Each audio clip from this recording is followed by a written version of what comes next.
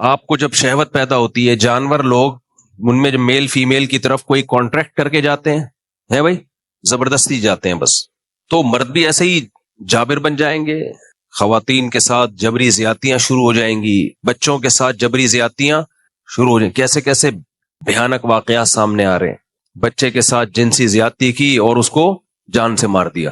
یہ جو بھی اس طرح کے واقعات ہوتے ہیں نا کہ بچوں کے ساتھ زیادتی کر کے ان کو جان سے مار دیا، خوب سمجھ لو یہ کام وہ لوگ کر رہے ہوتے ہیں جو آپ کے قریبی ہوتے ہیں، جن کو پکڑے جانے کا خوف ہوتا ہے۔ میں بار بار کہتا ہوں چھوٹے بچوں کو کزنوں کے ساتھ مت سونے دو، بلکہ اس زمانے میں بہت زیادہ احتیاط ہے، چچا ماموں کے ساتھ بھی ان کو اکیلے میں مت سونے دو۔ میں نہیں کہہ رہا چچا ماموں برے ہوتے ہیں، 99% ٹھیک ہوتے ہیں، لیکن 1% اگر خراب ہو تو اس ایک کی وجہ سے 99 پر پابندیاں لگانی پڑتی ہیں۔ کزن اچھے ہی ہوتے ہیں 99%، لیکن ایک اگر برا ہے تو 99 پہ پابندیاں لگانی پڑتی ہیں۔ اڑوس پڑوس میں آپ فلیٹوں میں رہتے ہیں، اڑوس پڑوس فلیٹ میں ایک بھی گندا آدمی آ گیا، وہ نظر رکھے گا بچوں کے اوپر، وہ اپنی ہوس پوری کرنے کی، کیونکہ وہ پابند نہیں ہے کسی لا اور قانون کا، خدا کو مانتا نہیں ہے، وہ مانتا بھی ہو تو ماننا نہ ماننا برابر۔ انگریز بھی تو خدا کو مانتے ہیں کہ نہیں مانتے؟ ادھر توجہ، وہ مائی گاڈ کہتے ہیں نا انگریز، لیکن ان کا ماننا نہ ماننا برابر ہے یا نہیں ہے؟ نہ نماز پڑھتے ہیں، نہ زکوٰۃ دیتے ہیں، نہ حج کرتے ہیں، نہ زنا سے بچتے ہیں، نہ شراب سے بچتے ہیں، تو ایسے خدا کو ماننے کے تکلف کی کیا ضرورت ہے بھائی؟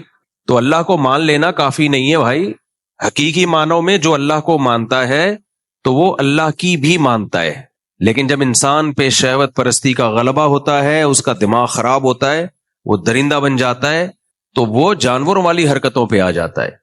کتنے واقعات ہو رہے ہیں، بچی کا ریپ کیا اس کو قتل کر دیا، بچے کا ریپ کیا اس کو قتل کر دیا، تاکہ ثبوت ختم ہو جائے، پکڑا نہ جاؤں میں۔ تو انسان جب قوانین اور ضابطوں کا پابند نہیں ہوتا تو انسان سے بڑا درندہ دنیا میں کوئی نہیں ہے، وہ کام کرتا ہے انسان جو جانور بھی نہیں کرتے۔ تبھی تو دیکھو قرآن کی صداقت دیکھیں، اللہ تعالیٰ نے انسانوں کی 2 قسمیں بیان کی ہیں، والتین والزیتون میں بھی اور اس کے علاوہ بھی۔ فرمایا لقد خلقنا الانسان فی احسن تقویم، سب سے بہتر مخلوق اس کائنات میں کون سی ہے؟ انسان۔ لیکن آگے اللہ فرماتے ہیں ثم رددناہ اسفل سافلین، سب سے بدتر مخلوق بھی اس کائنات میں کون سی ہے؟ بولے نا بھائی صاحب، انسان۔ سب سے افضل بھی انسان، آدم علیہ السلام سب سے افضل تھے، تبھی فرشتوں کو کہا کہ آدم کو سجدہ کرو۔ سجدہ ہمیشہ جس کو کروایا جاتا ہے وہ افضل ہوتا ہے، مفضول کو کہا جاتا ہے، مفضول کا مطلب جو افضل کے نیچے ہو، اس کو کہا جاتا ہے کہ افضل کو سجدہ کرے۔ لیکن اللہ نے انسانوں ہی کے بارے میں پہلے اللہ نے بتایا کہ ہم نے کہا کہ سجدہ کرو، سب سے افضل مخلوق کون سی ہے؟ آدم۔ لیکن اللہ ہی نے قرآن میں کہا اولئک کالانعام بل ہم اضل، انسان چوپایوں سے بھی بدتر ہیں، جانوروں گدھے گھوڑوں سے بھی کیا ہیں؟ بولو بھائی، بدتر۔ عجیب بات ہے اللہ، اگر یہ گدھے گھوڑوں سے بھی بدتر ہیں تو سجدہ کیوں کروا رہے فرشتوں کو بول کے کہ ان کو سجدہ کرو؟ ہے بھائی، اگر یہ گدھے گھوڑوں سے بھی بدتر ہیں تو اے اللہ تو کیوں کہہ رہے ہیں لقد خلقنا الانسان فی احسن تقویم، سب سے بہتر کس کو بنایا؟ بولتے کیوں نہیں انسان کو؟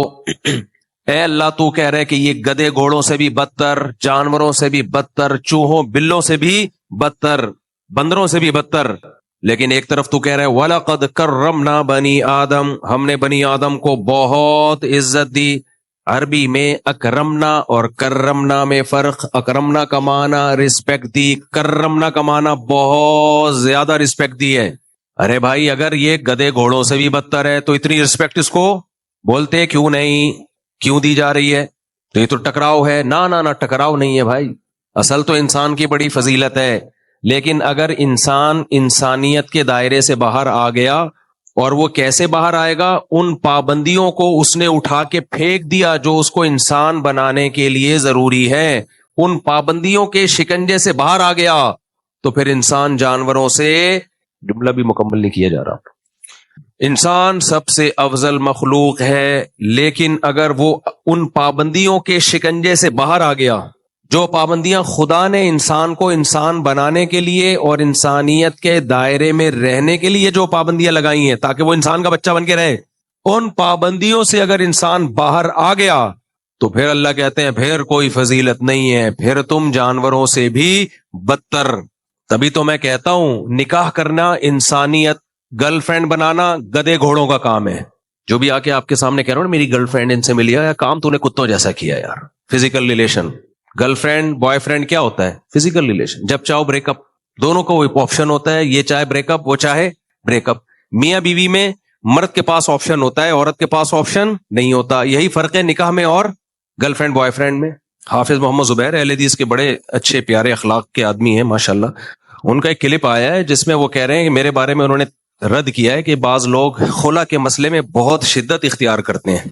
معروف موقف ہے. باقی ٹھیک ہے، جو حنفی فقہ کو فالو کرتے ہیں وہ ان کے پروسیجر کو فالو کر لیں. ٹھیک ہے، جو حنبلی اسکول آف تھاٹ کو فالو کرتے ہیں، اہل حدیث اسکول آف تھاٹ کو فالو کرتے ہیں، وہ ان کے پروسیجر کو فالو کر لیں. اس میں میرے خیال میں اتنا زیادہ وہ اسٹرکٹ نہیں ہو جانا چاہیے کہ ایک دوسرے کے اوپر جو ہے نا وہ فتوے لگانا شروع کر دینا چاہیے. انہوں نے کہا فقہ حنبلی میں خلا طلاق نہیں ہے، اور پھر اس سے یہ ثابت کیا ہے کہ یک طرفہ خلا جو عدالت دے دیتی ہے وہ بھی ٹھیک ہے.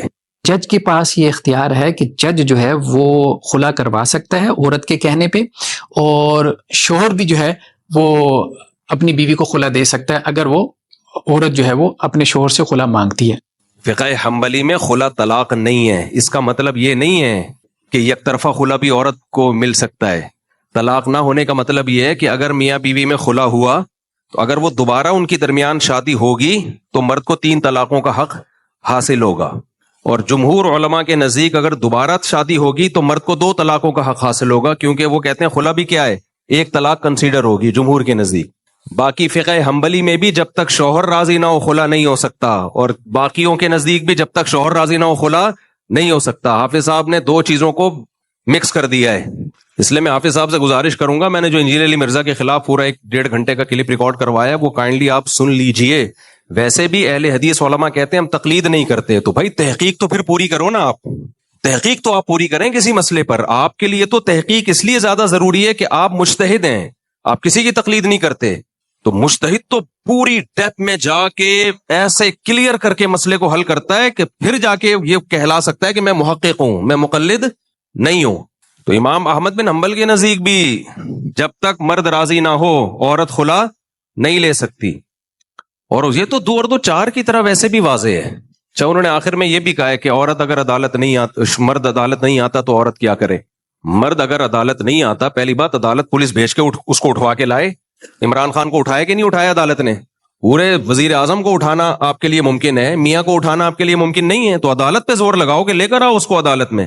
دوسری بات یہ کہ پھر بھی اگر وہ نہیں آتا تو پھر خلا نہیں، پھر دیکھا جائے گا یہ مرد ظلم کر رہا ہے کہ نہیں کر رہا. اگر عورت ثابت کر دیتی ہے دلائل سے، گواہوں سے کہ یہ ظالم ہے، یہ ظالم ہے، تو پھر تنسیخ نکاح یک طرفہ ہو سکتا ہے. اس میں پھر 2 رائے ہیں.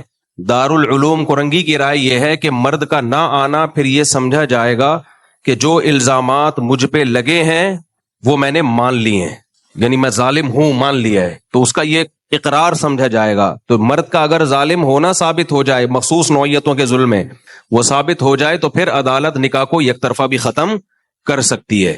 جبکہ جامعۃ الرشید کی رائے یہ ہے کہ مرد کا نہ آنا یہ نہیں سمجھا جائے گا کہ مجھ پہ ظلم ہوا ہے، میں مان لیا. وجہ اس کی ہے کہ مرد کو پتا ہے جانے کے بعد بھی عورت کو عدالت نے خلا تھمانا ہی ہے، نہیں جانے کے بعد بھی تھمانا ہے. تو میرے جانے نہ جانے سے جب کوئی فرق ہی نہیں پڑ رہا تو میں جا کے بلا وجہ اپنا پیسہ کیوں خرچ کروں؟